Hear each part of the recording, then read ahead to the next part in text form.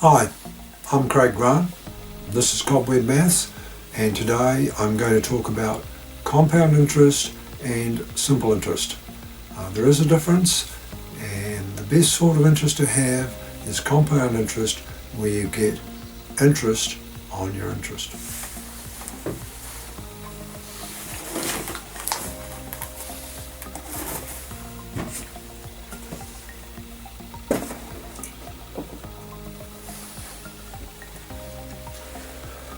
Right, this line is 10% simple interest.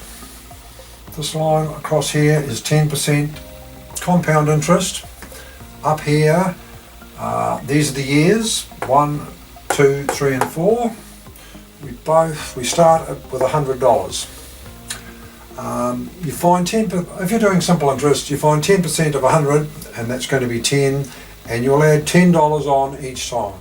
First year you add $10, you get 110. Add another $10 for the second year, 120. Add another $10 for the third year, 130. Add another $10 for the fourth year, 140, and so on. Compound interest is a bit different. You get interest on your interest. And what you do here is you multiply by 1.10. The 0.10 is 10%. 10% as a decimal is 0.10. So you take 100 and you multiply it by 1.1 and you get $110. Then you take $110 and you multiply it by 1.1 again and you get $121. And you just keep going through, and you'll notice that this line starts to increase. So you are going to get more. If you carried on for 10 years, at 10% simple interest, you'd end up with $200. With 10% compound interest, you'd end up with $259.37. And after 20 years, over here you'd have 300, and here on compound interest you'd have $672.75. And you can work this out by taking 100 and multiplying it by 1.10 to the power of 20. This one here, it would be 100 times 1.10 to the power of 10, which is just the number of years. Now, let's just flip this over and do another comparison where the interest rates are different. We've got 10% simple interest and 7.2 compound interest, and of course you would think that this one would be better, and it would be a little bit better until probably 6 years.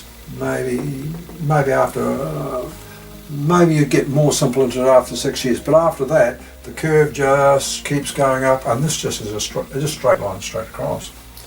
So here we are, 10% simple interest, $100.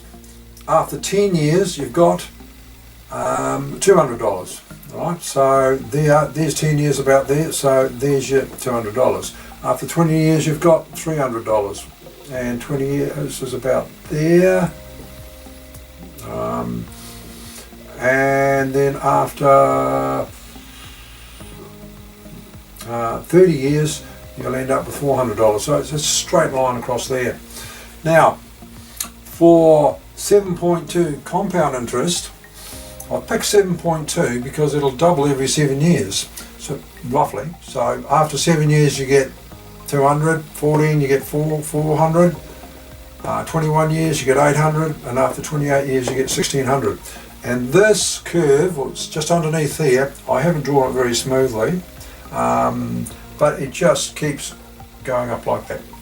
So that gives you another good idea. And I've got to show you one more thing.